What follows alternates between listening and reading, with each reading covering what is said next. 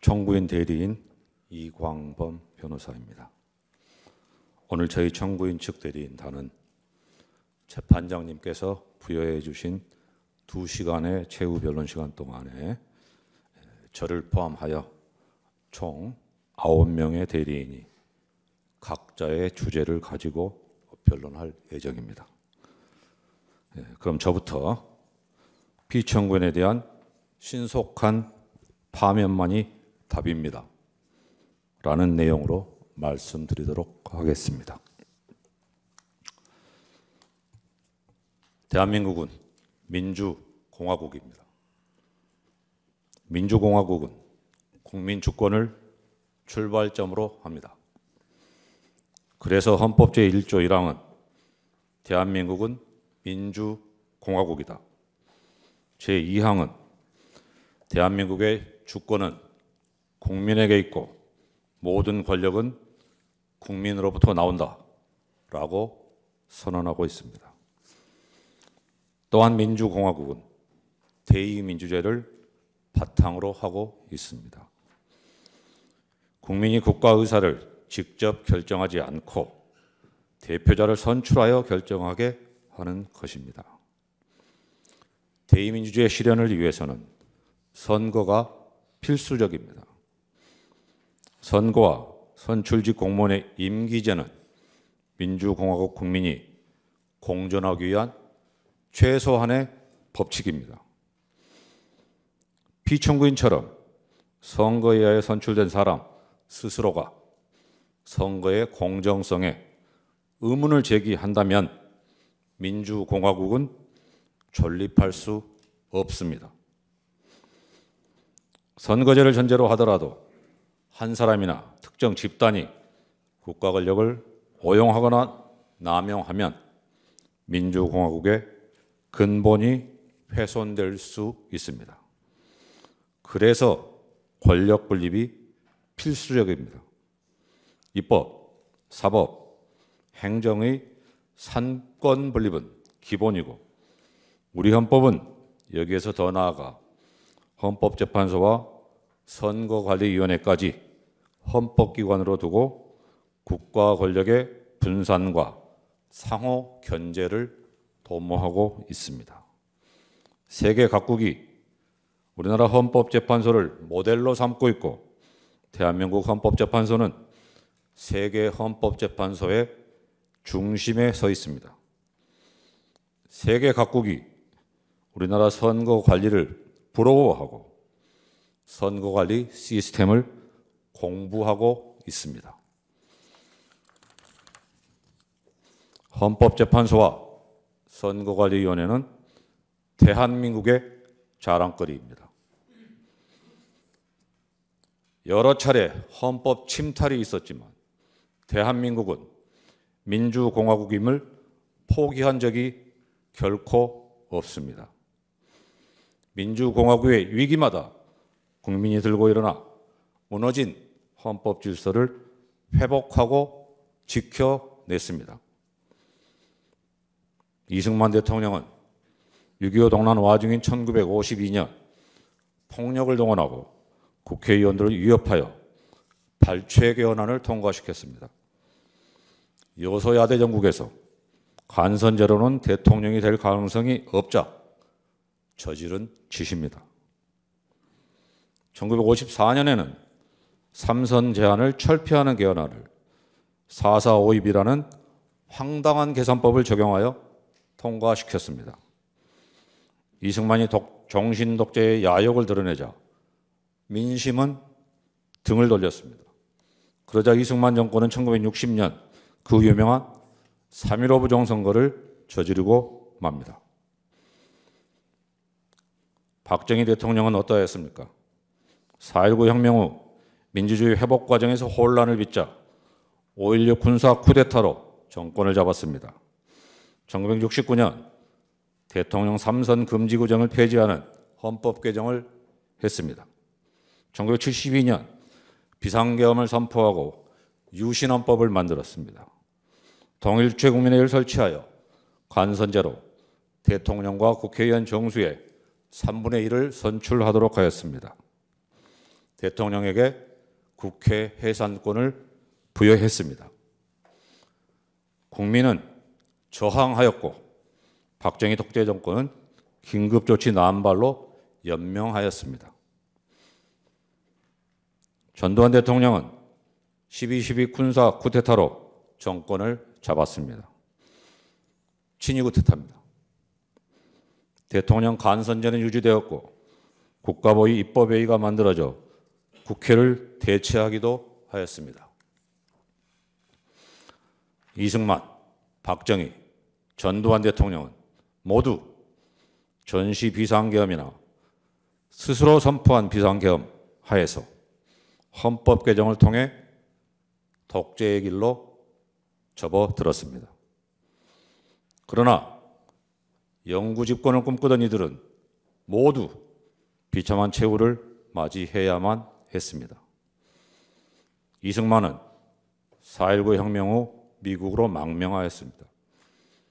국민으로부터 버림받은 초대 대통령은 하와이에서 쓸쓸하게 숨졌습니다. 박정희는 산업화의 업적을 뒤로하고 부하가 쏜 총탄에 맞아 비명 행사하였습니다. 전두환은 권좌에서 내려왔지만 반란 및 내란 수괴죄로 법정에 서는 것을 피할 수 없었습니다. 수많은 대한민국 국민이 역사의 고비마다 민주공화국 수호를 위하여 피 흘리고 목숨 바치고 옥살이를 마다하지 않은 결과입니다. 1960년 4.19 혁명, 1979년 부마 민주항쟁, 1980년 5.18 광주 민주화운동, 1987년 6월 민주항쟁이 대표적입니다. 피청구인은 2024년 12월 3일 심야에 우리 대한민국 국민이 피와 목숨을 바쳐 지켜온 민주헌정 질서를 무참하게 짓밟았습니다. 1987년 헌법 개정 이후 대한민국 국민은 민주공화국의 이념과 원칙을 더욱 공고히 하여 왔습니다. 세계가 대한민국의 민주주의를 칭송하였습니다. 감히 현직 대통령에 의한 헌법 파괴와 민주공화국 전복 행위가 있을 것이라고는 꿈에도 생각하지 못했습니다. 그런데 2024년 12월 33일 밤 10시 23분경 한 해가 저무는 그날 밤 피청구는 정규방송을 중단시키고 나타나 국민 앞에 마주 앉아서 비상계엄 선포 담화문을 낭독하는 장면을 시청하도록 강요했습니다. 그 순간 우리는 여기저기 전화했고 이후 거의 모든 국민이 집에서, 식당에서, 길거리에서, TV나 휴대전화로 비상계엄 전개 상황을 실시간으로 시청하였습니다. 어떤 이들은 국회의사당으로 달려갔습니다. 피청구인은 담화에서 국회를 범죄자 집단의 소굴, 자유민주 체제를 붕괴시키는 괴물이라고 단정하였습니다. 파렴치한 종국 반국가 세력, 폐악질을 일삼는 망국의 원흉 반국가 세력을 반드시 일거에 척결하겠다고 결기를 보이기도 했습니다. 우리는 대한민국 국군이 완전 무장을 하고 헬기로 국회에 착륙하는 장면을 지켜봤습니다. 무장군인은 유리창문을 깨부수고 국회의사당에 난입했습니다. 경찰은 국회의원 출입까지 막아서면서 국회를 봉쇄했습니다. 시민들은 국회 밖에서 경찰에 맞섰습니다. 국회 안에서는 몸으로 심지어는 소화기 분말을 분사해서 내부에 진입한 무장군인의 본회의장 출입을 저지했습니다. 한마디로 영화나 드라마에서도 볼 수 없었던 초현실적인 장면들이었습니다. 동시에 생중계되는 국회의사당 본회의장은 긴박한 바깥사정과는 달리 차분했습니다. 국회의장은 절차 준수를 강조하였습니다. 본회의장 안팎을 동시에 지켜보고 있는 국민은 저러다 저지선이 뚫리면 어쩌나 하면서 초조하게 애타게 지켜봐야만 했습니다. 여기에 더하여 계엄군이 중앙선거관리위원회, 과천청사 등을 봉쇄, 점거하고 선거정보센터에 무단 침입하였으며 직원들의 휴대전화를 빼앗았다는 사실이 드러났습니다. 중앙선거관리위원회에 대한 이러한 행위는 피청구인의 비상계엄 선포 담화나 계엄 포고문에서는 전혀 예정되어 있지 않은 행위입니다. 국회의장, 여당 및 야당 대표, 전직 대법원장, 언론인 등을 체포 감금하려 계획했던 사실이 밝혀졌고 피청구인이 직접 나서서 계엄군의 국회 진입과 국회의 계엄 해제 결의 저지를 명령 지휘하였다는 증언과 진술이 잇따랐습니다.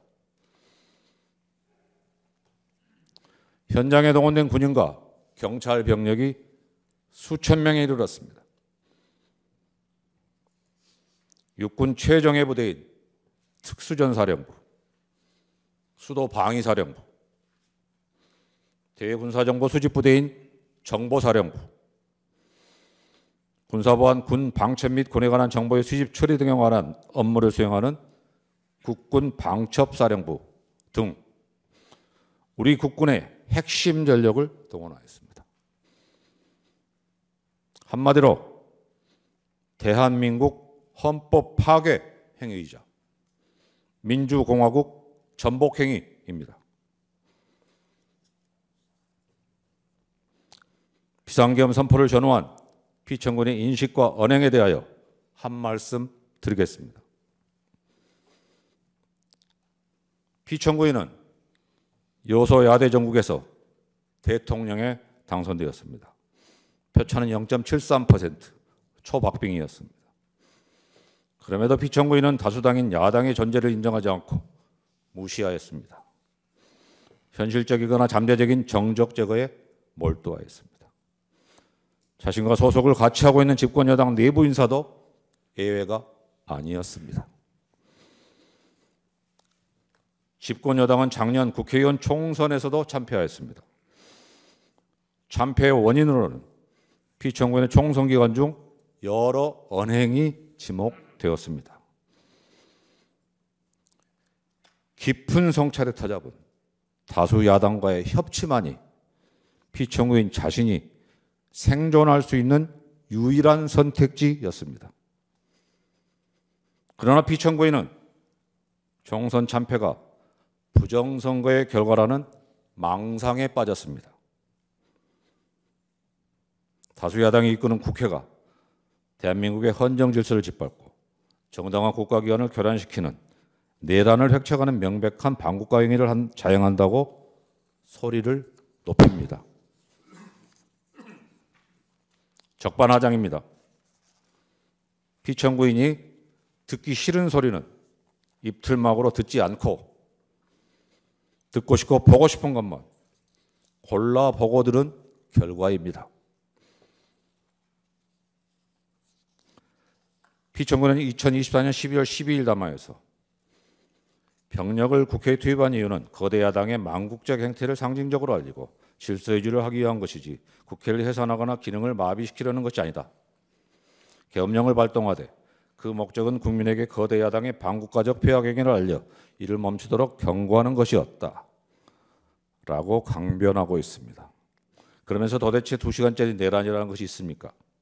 질서 유지를 위해 소수의 병력을 잠시 투입한 것이 폭동이라는 말입니까? 라고 외치고 있습니다.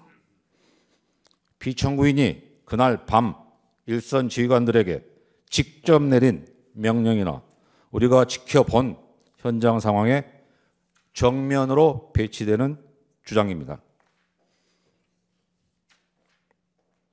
1심 판정에서는 내란 프레임을 짜고 자신에 대한 탄핵 공작을 하고 있다면서 음모론까지 제기하고 있습니다. 비상계엄을 계몽령이라고 주장하고 있습니다. 누가 누구를 계몽하겠다는 것입니까? 법꾸라지 법비의 요설이라는 말까지 나오고 있습니다.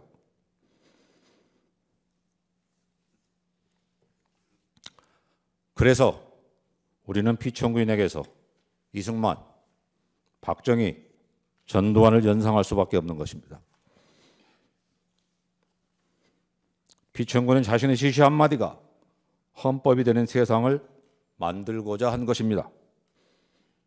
국가를 사유화하고 대한민국 헌법 위에 군림하고자 하였습니다. 우리는 이것을 독재라고 부릅니다. 피청구인이 비상계엄을 선포하는 그 순간 피청구인은 더 이상 민주공화국 대한민국의 대통령이기를 스스로 포기한 것입니다.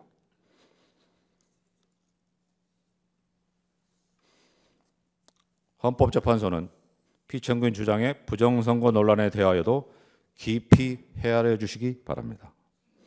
피청구는 2025년 1월 15일 공개된 자필 메시지에서 우리나라 선거에서 부정선거의 증거는 너무나 많습니다. 칼에 찔려 사망한 시신이 다수 발견되었는데 살인범을 특정하지 못했다고 해서 살인사건이 없었고 정상적인 자연사라 우길 수 없는 것입니다. 라고 주장하고 있습니다. 선거에 의하여 당선된 대한민국 대통령이라면 도저히 입에 담을 수 없는 말입니다. 부정선거가 권력을 가진 자에 의하여 자행되었다는 역사적 사실에도 반합니다. 대의 명분으로 삼았던 거창한 구호는 사라지고 부정선거 의혹 규명, 선거 시스템 점검이 비상계엄 선포의 목적이라고 이야기하고 있습니다. 구차합니다. 여기서 잠시 과거 어느 헌법재판관의 말씀을 살펴보겠습니다. 이 사건 탄핵 심판은 보수와 진보라는 이념의 문제가 아니라 헌법적 가치를 실현하고 헌법 질서를 수호하는 문제이다. 그리고 이 사건 탄핵 심판은 단순히 대통령의 과거 행위의 위법과 파면 여부만을 판단하는 것이 아니라 미래 대한민국이 지향해야 할 헌법적 가치와 질서의 규범적 표준을 설정하는 것이기도 하다. 이것은 박근혜 전 대통령에 대한 탄핵사건 결정문의 보충 의견입니다. 맞는 말씀입니다. 헌법재판소의 결정은 주문도 중요하지만 결정 이후에 담겨있는 내용도 중요합니다. 우리가 구현하고자 하는 헌법 가치를 담고 있기 때문입니다. 결정문은 민주공화국 대한민국의 민주주의를 한 단계 승화시키고 대한민국이 나아가야 할 방향을 제시하여야 합니다. 이번 기회에 망국적인 역병인 부정선거 음모론에 철퇴를 가함으로써 민주공화국의 기반을 굳건히 할 수 있도록 하여야 합니다. 오늘 이 심판정이 존재할 수 있도록 계엄군과 경찰에 맞서 싸운 민주시민, 국회의원과 국회 관계자, 부당한 지시와 명령을 거부한 정의로운 군인들에 대하여 저희 헌법재판소가 할 수 있는 최소한의 보답이라고 할 것입니다. 피청구인은 한날 한시라도 신속하게 파면되어야 합니다. 피청구인은 내란 우두머리죄로 구속, 기소되어 재판을 받고 있습니다. 전 국방부 장관, 군 고위 장성, 경찰 수뇌부도 내란 중요임무종사죄나 내란 부하수행죄로 기소되어 구속 상태로 재판을 받고 있습니다. 피청구인이 파면을 면한다고 해서 처벌을 면할 수 있겠습니까? 다시 국정을 맡길 수 있겠습니까? 피청구인이 이 순간에도 거짓과 가장으로 자신의 지지 세력 결집을 시도하고 있습니다. 국민을 편가르고 있습니다. 폭도들이 법원에 난입하여 폭동을 일으켰습니다. 어떤 국회의원은 헌법재판소를 해체하여야 한다고 주장하고 있고, 국가인권위원회 위원이라는 사람이 헌법재판소를 두들겨 부수어 흔적도 남김없이 없애버려야 한다고 선동하고 있습니다. 극도의 혼돈과 혼란 상태가 지속되고 있습니다. 비상계엄이 우리 경제에 미치고 있는 부정적 영향은 날로 심화되고 있습니다. 소비는 위축되고 경제는 회복하기 어려운 상태로 가고 있으며 치솟은 환율은 제자리를 찾지 못하고 있습니다. 국제사회의 우려도 커지고 있습니다. 하루하루가 고통스럽습니다. 이게 나라입니까? 라는 절망의 목소리가 귓가를 맴돌고 있습니다.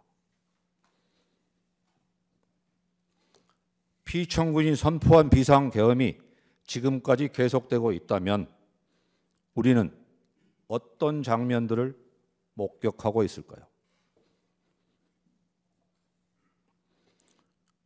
피청구인이 복귀한다면 제2, 제3의 비상계엄을 선포하지 않을 것이라고 누가 보장할 수 있겠습니까? 국민과 더불어 재판부의 현명한 판단을 앙망합니다.